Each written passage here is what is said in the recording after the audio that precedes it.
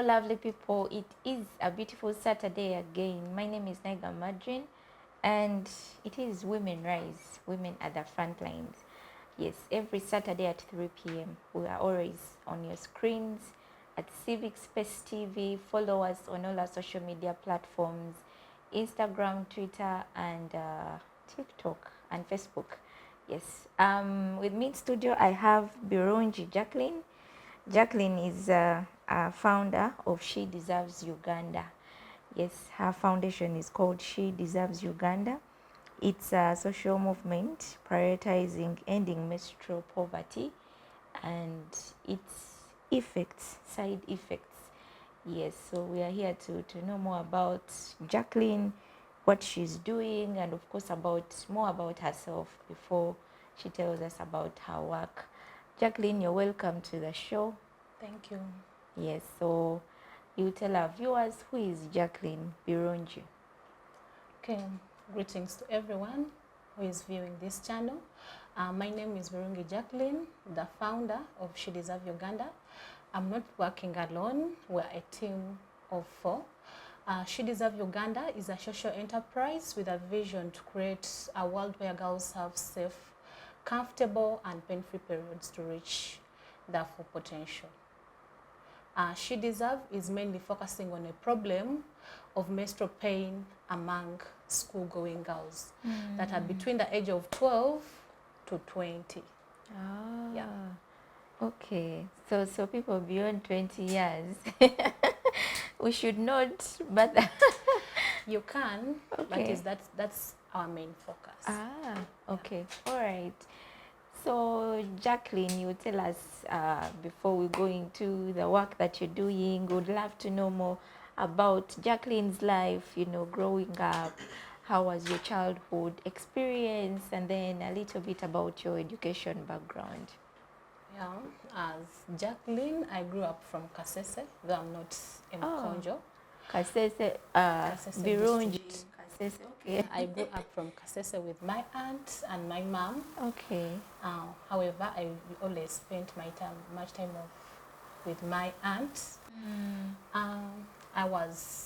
I don't know whether I was harsh, but I was this one girl who was always quiet, and boys used to fear me. So if one found a guy talking to me, could ask, how do you make it? How do you How reach? did you approach her? Yeah, that girl, simply because my aunt was strict. Ah. Yeah, that's why. She was strict. She didn't want you to get involved with the other sex or what?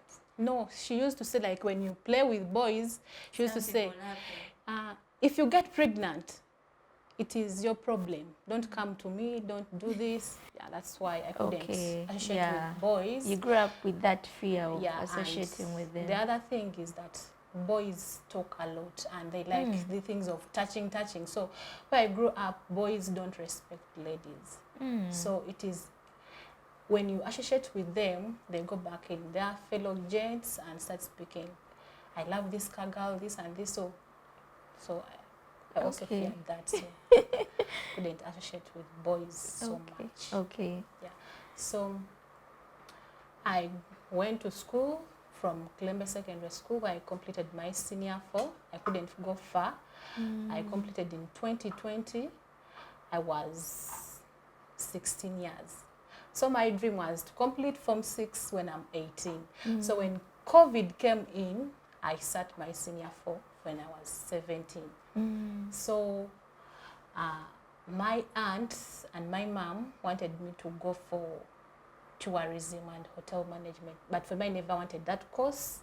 I wanted to be a healthy worker. Yeah. Okay. So when we were in that process where they had got even the admissions, but my mom had to go to Dubai. Yeah, when she went to Dubai, I stayed with my aunt for like some good time. Then I came back to Kampala. So when I came to Kampala for like 1 month, I went back to Kasese. So when we were in church, they announced the scholarships. But the people who announced, they were like, if you want to do nursing, if you want to do engineering, any course, they support you, you don't pay. When you know English, So I had to go for that opportunity. But when So I reached, because you had nursing and you wanted to be a health worker. Yeah, but when I reached at Jangu International, it was a different story. It wasn't the story that you had in church. Yeah, in church. Okay. Yeah, it was social entrepreneurship. So I had to go for it. So, and I had to make sure I come up with a project in line with what I wanted. Yeah. Okay, that's why you're dealing with more of, menstrual cycles. It is health related. Okay. Yeah, not mainly that. The main thing why I'm doing with menstrual health, when I was 13, that's when I started my menstruation. My parents had everything. They could provide whatever I wanted, the pads. Even if when I get the pain, they could afford to buy the painkiller or take me to the hospital where I needed. But I became addicted to these painkillers to that extent that they couldn't even relieve the pain that I used to go through. You had to take extra doses. Yeah. So in the long run, I started getting difficulties in breathing. So they had to take me for a medical checkup, and they found out that I used to take this continuous consumption affected my heart. So this is why I used to find difficulties in breathing, what. So they advised that I could go for an operation. Oh. So looking at all what I used to go through, and so operation just from taking these painkillers. Yes. So the side effects are real. Yeah, they are real if you continuously take. You find that one maybe they will tell you take two, but they will not work for you. You will feel like they are not reacting fast, so you will want to take more than two. Yeah, that's what affected me. So I had to undergo an operation that almost took my life. So looking at all this, it is not only me, but also many girls are going through the same challenges.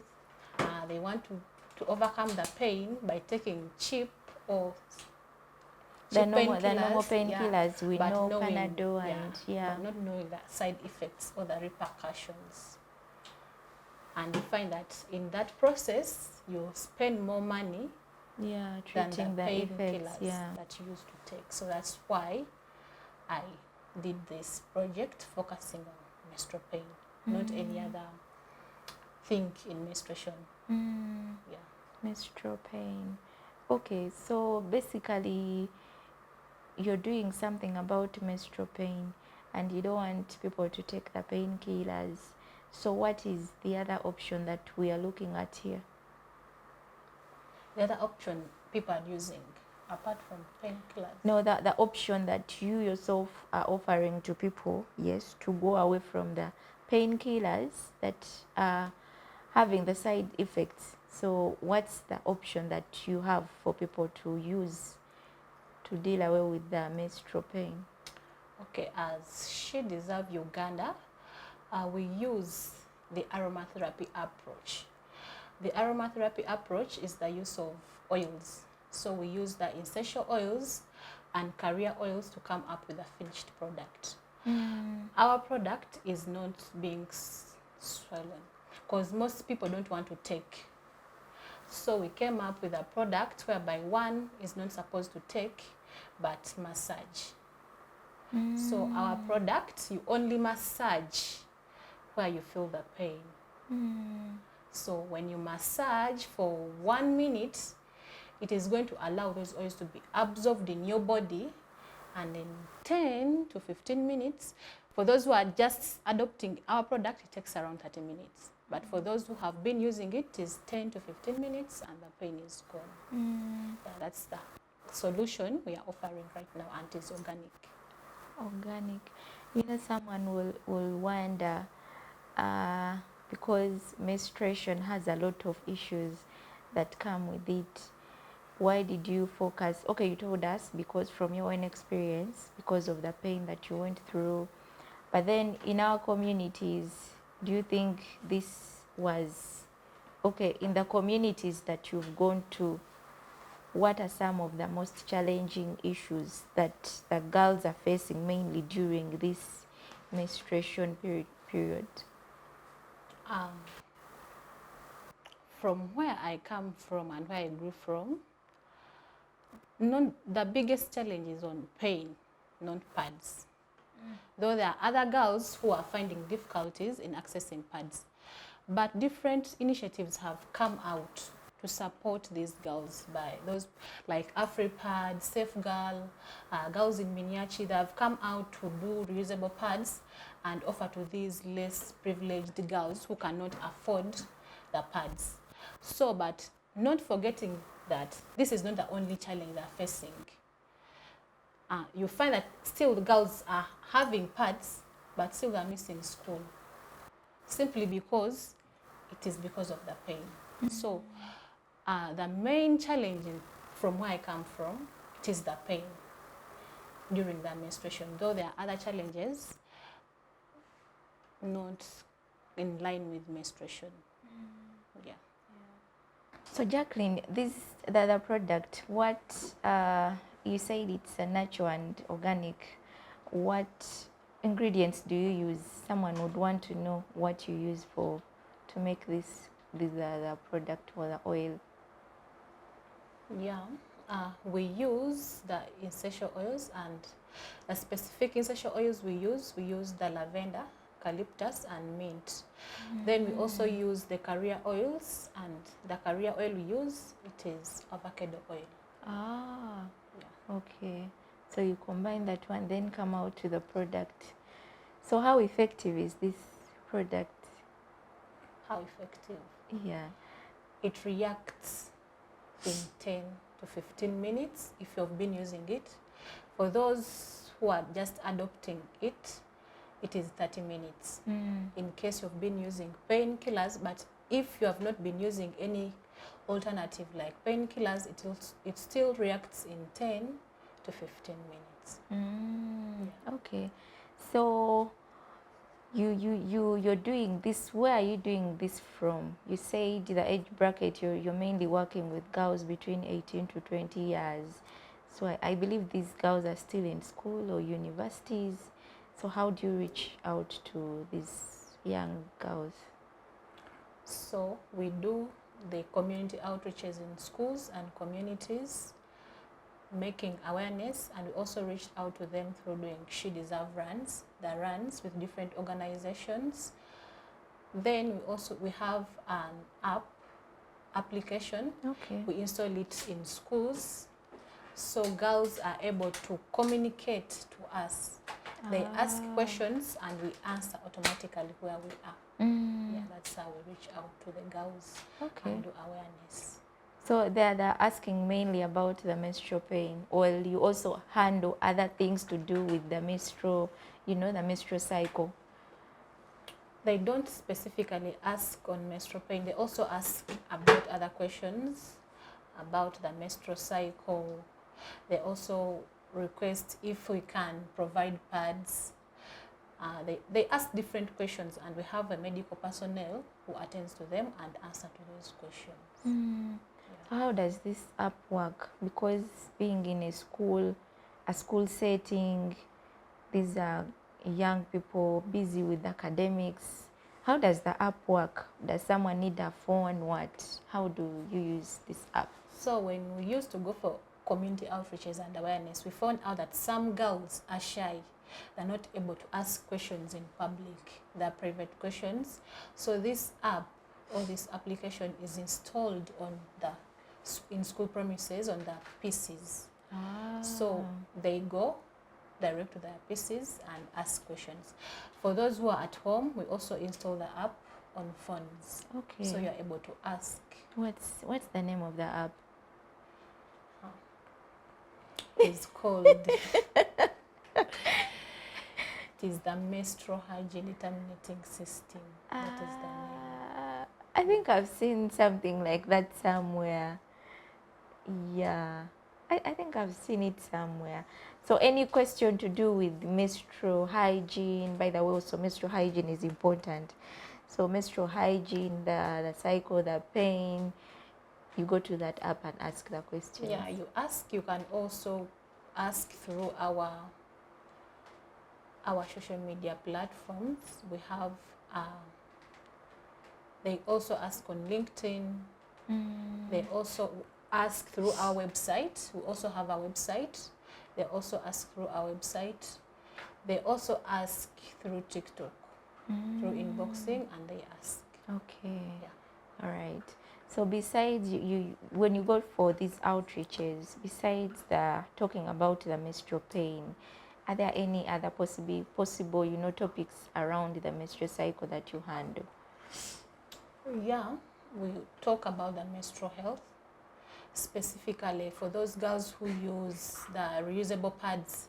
How best can they clean those pads? We also train on how to come up with reusable pads for those who want to make for themselves. So we also train about the menstrual cycle. Yeah. Okay. So let me ask, is it important for one to, know or follow your menstrual cycle as a woman, because this is the area you're dealing with? Yeah. So is it important, and how important is it? Yeah, it is important one to know her menstrual cycle. Yeah, it is important to avoid these early pregnancies and to know how your menstrual cycle flows. Yeah, it is important for one to know. Yeah, that's why we do conduct that. Even if we go there not focusing on that topic, still girls ask about it. So we talk about it. Yeah. Okay, so the outreaches that you do, are you doing it, as She Deserve Uganda, or you're working with other people, Because reaching out to this, you need a lot of funding, you need a lot of support. Are you doing it with partners, or it is basically She Deserves Uganda? Currently, we have been doing it as She Deserve Uganda, but still considering the partnerships with AfriPad, hoping to start doing the outreaches with AfriPad and Safe Girl, then Girls in Miniature. So the next outreaches that we are going to be conducting shall be conducting it with other organizations. Yeah. Okay.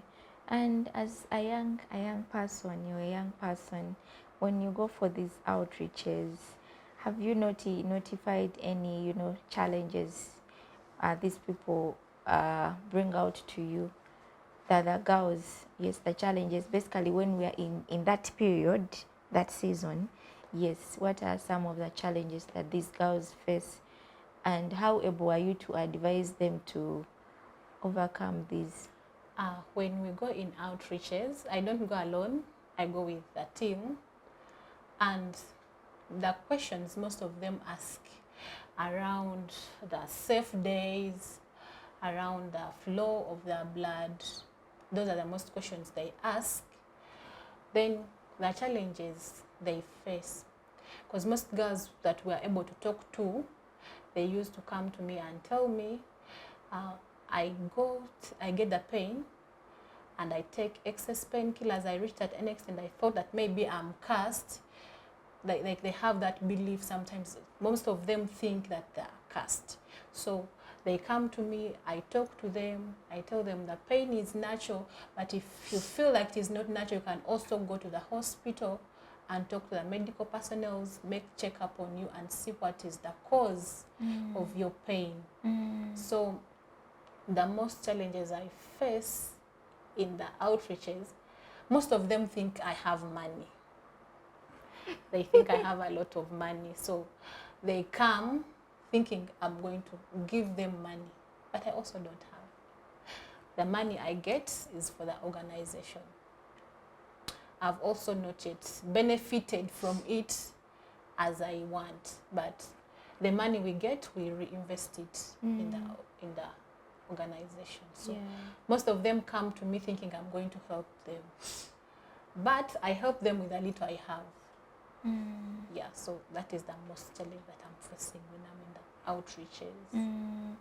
Okay. So do you consider, like, going to the rural areas, or you only visit, you go to schools? Currently, we are considering even reaching in refugee camps.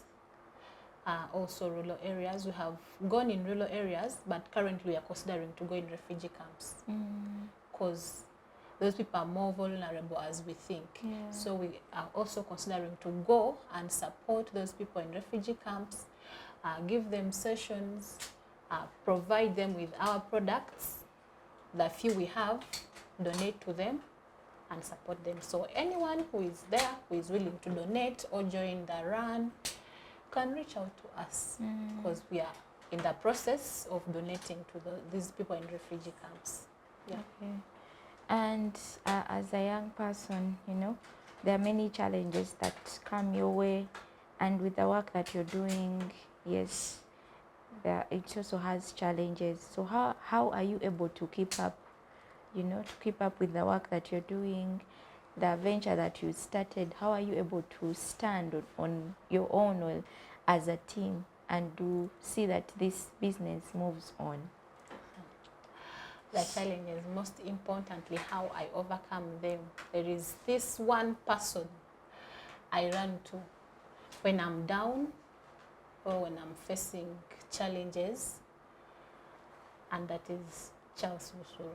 I run to him. He has supported me a lot in this journey of entrepreneurship. He has supported in this project to be standing up to now. Then I also run to my mom and my aunt. They support me in challenges that I face. And then the mentors at Jangu International support me. And then the passion that I have towards supporting these girls in rural areas, in refugees, and in schools that are facing the challenge that have been facing. That keeps me moving. Yeah. And as a young entrepreneur, what word of advice would you give to, you know, one who wants to venture into a business? Where should they start from? There is this saying that start small. So you can start with the little you have. So the girls outside there, you can even start with 10,000 to come up with something. Because at Jangu International, they give us challenges. They give you 20,000 to go and start a business, and they expect you to generate revenues and profits. So you can also start with the little you have and come up with a big thing. You can start small and gain big. But if you're seated outside there waiting for big things, you know, these days girls will like these things, white collar jobs. They are not there. You'll not get them when you have not worked for them.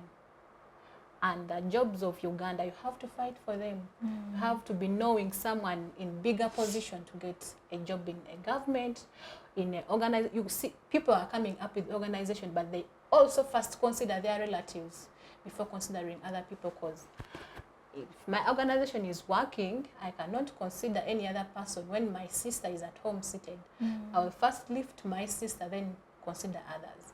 So as young girls, we have to first fight for ourselves before they fight for us. So you can start with a little we have. Somewhere. Yeah, not seeking for jobs. We can also create our own jobs and employ others. So if we are all depending on already made jobs and we want to be employed, who will employ those who are not employed? So we have to create more job opportunities to support others. Also come up with jobs. We employ them, we pay them, and they sustain themselves. Yeah. So what future plans are there for She Deserve Uganda? She Deserve Uganda in future would like to come up with a full menstrual packet kit, because most girls like it full. And we capture the whole challenges these girls are facing, the information, provide information, we provide the pads, we provide the pain relievers, the knickers, everything. We want to do that, and we also want to not only operate in Uganda, then East Africa and Africa at large. Yeah, we'd like to do that. Though currently our product may be going somewhere, because it is now going to be sold in the outside countries. One in the United States, there is one pattern who would like to be selling for us in that place. So it is somehow being achieved, but we would like to be known by different organizations, different people in different countries. Yeah, and would like to support more people as we could. Yeah. So for a rising woman, a rising young woman, what special words would you have for a woman who is rising and trying to find herself? Maybe she wants to venture into a business or anything else. It might not be business wise, but anything, but she's a young woman. Yeah, the young women outside there, if you have what you want to venture to, one, you have to be having the passion to do what you are doing, because if you don't have the passion and you're not determined, it means you'll not achieve, because in most cases we venture into things that will not move so fast, will not get what you need at that moment, but you have to be consistent. So if you're outside there and you have something you want to do, you have to be consistent, you have to be having the passion, and also seek support from different people. Because when you seek support, you'll get the knowledge to go forward. Then there are also different opportunities, different incubation programs that do not need one to pay. You can also venture into those incubation programs and they support you to come up with something. Yeah. Okay, on a scale of 1 to 10, how would you rate, your product or the work that you're doing, its effectiveness in community, and how reactions from people that are using this particular product? I will give it 8 so far. The people who have reached to and the people who have supported, they're giving a positive feedback. So it has supported the few we have reached to, and the few that have bought our product, it has been effective to them and it has supported them to be more productive during the menstruation. Yeah. Okay. All right, Jacqueline, it has been an amazing story with you. Maybe if you want to, send out your shout outs or your last remarks with our viewers. Yes. My last remarks, I would like to encourage all girls outside there. They shouldn't sit at home to wait for everything to find them there. They shouldn't depend on their parents. Also, our parents educate us thinking that we shall support them in future. But you find one, because maybe you have reached to the university, you have your degree, you have your diploma, you have your master's, you don't want to go for these cheap jobs because you want to look for jobs. You look for jobs, you'll not find them. But if you don't find them, what next? What will you do? You have to look for something to do so that you can sustain yourself and sustain your family. So don't be seated on your papers, waiting for jobs. If you don't get a job, go out, hustle, and work. With the little knowledge you have, you can be able to come up with something. You see me who stopped in senior 4, I have something I'm doing and I'm supporting women, I'm creating jobs. And I'm better than those who have gone up to university, seated on their papers. So you can come out with the skills you have and support the rest. Yeah. Wow. Thank you so much, Jacqueline, for coming through. I mean, it means a lot to us that you spare this time for us and our viewers. And thank you for the work that you're doing with the girl child, reaching out to the young women in society. And yes, we really commend your work and wish more young ladies to come up and venture into these exciting activities, and basically things that are really giving back to society and benefiting everyone in community. Yes, thank you so much for always watching our shows.